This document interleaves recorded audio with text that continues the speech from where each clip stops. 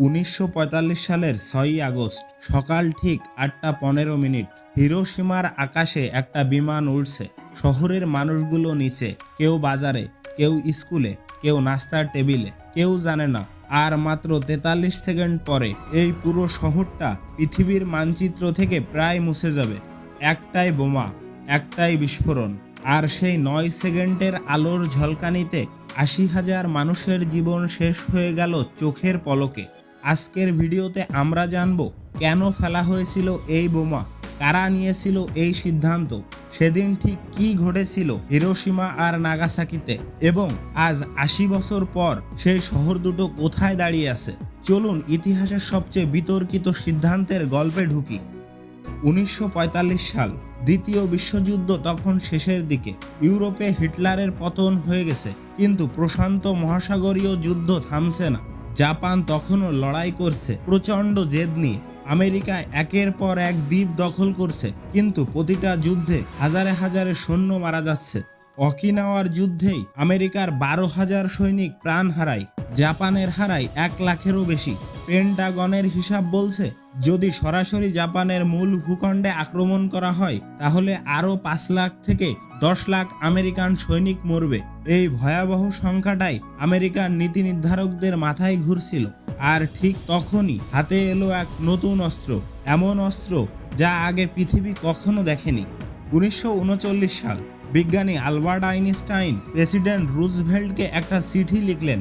চিঠিতে লিখলেন ইউরেনিয়াম থেকে অকল্পনীয় শক্তির বোমা বানানো সম্ভব, এবং নাৎসি জার্মানি সেটা বানানোর চেষ্টা করছে। রুজভেল্ট সাথে সাথে সিদ্ধান্ত নিলেন আমেরিকাকে আগে যেতে হবে। শুরু হলো ইতিহাসের সবচেয়ে গোপন বৈজ্ঞানিক প্রকল্প, ম্যানহাটান প্রজেক্ট। ১,৩০,০০০ মানুষ কাজ করেছে এই প্রকল্পে। খরচ হয়েছে $2 বিলিয়ন, আজকের হিসেবে প্রায় ৩০ বিলিয়ন। এবং পুরো ব্যাপারটা এতটাই গোপন ছিল যে তৎকালীন ভাইস প্রেসিডেন্ট ট্রুম্যান নিজেও জানতেন না এই প্রকল্পের কথা। ১৬ই জুলাই ১৯৪৫, নিউ মেক্সিকোর মরুভূমিতে প্রথমবার পারমাণবিক বোমার পরীক্ষা চালানো হলো। বিজ্ঞানী ওপেনহাইমার সেই বিস্ফোরণ দেখে হিন্দু ধর্মগ্রন্থ ভগবদ গীতার একটি লাইন বলেছিলেন, আমি এখন মৃত্যু হয়ে গেছি, বিশ্বের ধ্বংসকারী। অস্ত্র প্রস্তুত, এবার সিদ্ধান্ত নেওয়ার পালা। প্রেসিডেন্ট ট্রুম্যান একটা লক্ষ্য তালিকা তৈরি করলেন। শর্ত ছিল ৩টা। ১. শহরটা হতে হবে সামরিক দিক থেকে গুরুত্বপূর্ণ। ২. শহরটা আগে বোমা হামলায় ক্ষতিগ্রস্ত হয়নি এমন হতে হবে, যাতে নতুন বোমার ক্ষমতা পরিষ্কারভাবে বোঝা যায়। ৩. শহরটা হতে হবে যথেষ্ট বড়। হিরোশিমা ছিল জাপানের দ্বিতীয় সেনা সদর দপ্তর, লক্ষাধিক মানুষের শহর, এবং পুরো যুদ্ধ জুড়ে প্রায় অক্ষত। নাগাসাকি ছিল জাপানের অন্যতম বড় সামুদ্রিক বন্দর ও অস্ত্র কারখানার শহর। দুটো শহর, দুটো বোমা, সিদ্ধান্ত চূড়ান্ত। ভোরের আলো ফুটছে হিরোশিমায়। B-29 বোমারু বিমান এনোলা গেয়ে উড়ে চলেছে ৩১,০০০ ফুট উপর দিয়ে। পাইলটের নাম কর্নেল পল টিবেটস। বিমানের নাম রাখা হয়েছে তার মায়ের নামে। পেটের ভেতরে আছে একটাই বোমা, নাম লিটল বয়। ওজন প্রায় ৪ টন। ভেতরে মাত্র ৬৪ কেজি সমৃদ্ধ ইউরেনিয়াম। সকাল ৮টা ১৫ মিনিট ১৭ সেকেন্ড বোমাটা ছাড়া হলো। ৪৩ সেকেন্ড ধরে পড়তে পড়তে মাটি থেকে ৬০০ মিটার উপরে বিস্ফোরিত হলো। তাপমাত্রা পৌঁছালো সূর্যের পৃষ্ঠের চেয়েও বেশি, প্রায় ৩,০০,০০০ ডিগ্রি সেলসিয়াস। বিস্ফোরণের কেন্দ্র থেকে ১.৬ কিলোমিটারের মধ্যে যা কিছু ছিল, মানুষ, গাছ, ভবন, সব আক্ষরিক অর্থেই বাষ্প হয়ে গেল। কিছু মানুষের শুধু ছায়া পড়ে রইল মাটিতে, কারণ তাদের শরীর এতটাই তীব্র তাপে পুড়ে গেছে যে পাশের দেওয়ালে তাদের ছায়া স্থায়ীভাবে ছাপ হয়ে গেছে। বিস্ফোরণের ৩ কিলোমিটারের মধ্যে সবকিছু ধ্বংস। ৫ বর্গ মাইল শহর সম্পূর্ণ মাটিতে মিশে গেল। সেদিন সাথে সাথে মারা গেল ৮০,০০০ মানুষ।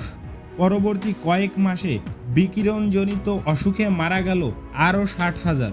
মোট নিহত প্রায় ১,৪০,০০০। জাপান আত্মসমর্পণ করেনি। ৩ দিন পর ৯ই আগস্ট আরেকটা বিমান বকস্কার, আরেকটা বোমা ফ্যাটম্যান। এবারে টার্গেট ছিল আসলে কোকুরা শহর, কিন্তু সেদিন কোকুরার আকাশে ছিল ঘন মেঘ। বিমান ৩ বার চক্কর দিল, লক্ষ্য দেখতে পেল না। তখন সেকেন্ড টার্গেটে গেল, নাগাসাকি। সকাল ১১টা ২ মিনিট ফ্যাটম্যান বিস্ফোরিত হলো। এটা ছিল লিটল বয়ের চেয়েও শক্তিশালী, কিন্তু নাগাসাকির পাহাড় ঘেরা ভৌগোলিক গঠন অনেকটা ক্ষতি আটকে দিল। তবুও 40,000 মানুষ সাথে সাথে মারা গেল, পরে আরও মারা গেল 30,000। দুটো শহর, দুটো বোমা, মোট নিহত প্রায় 2 লাখ মানুষ। 15ই আগস্ট 1945 সম্রাট হিরোহিতো রেডিওতে ভাষণ দিলেন। প্রথমবারের মতো জাপানের সাধারণ মানুষ তাদের সম্রাটের কণ্ঠস্বর শুনল। তিনি বললেন, যুদ্ধ শেষ, জাপান আত্মসমর্পণ করেছে। 2 সেপ্টেম্বর টোকিও উপসাগরে ইউএসএস মিসৌরি যুদ্ধ জাহাজে আনুষ্ঠানিক আত্মসমর্পণ। দ্বিতীয় বিশ্বযুদ্ধ শেষ, কিন্তু প্রশ্নটা থেকে গেল, সত্যি কি এই বোমা ছাড়া যুদ্ধ শেষ হতো না, নাকি এটা নিছক শক্তির প্রদর্শন ছিল? ইতিহাসবিদরা আজও বিতর্ক করেন। কেউ বলেন এই বোমা না ফেললে জাপানের মূল ভূখণ্ডে স্থলযুদ্ধে লক্ষ লক্ষ আরও মানুষ মরত। কেউ বলেন জাপান এমনিতেই আত্মসমর্পণের পথে ছিল, এই গণহত্যা ছিল অপ্রয়োজনীয়। ইতিহাসের এই প্রশ্নের উত্তর কেউ জানে না। এখানেই গল্পটা অন্য রকম মোড় নেয়। বোমা পড়ার পর বলা হয়েছিল এই শহরে আগামী 75 বছর কোনো গাছ জন্মাবে না, প্রাণের কোনো চিহ্ন থাকবে না। কিন্তু মানুষ হার মানেনি। আজকের হিরোশিমা একটি প্রাণবন্ত আধুনিক শহর। 12 লাখেরও বেশি মানুষ বাস করে সেখানে।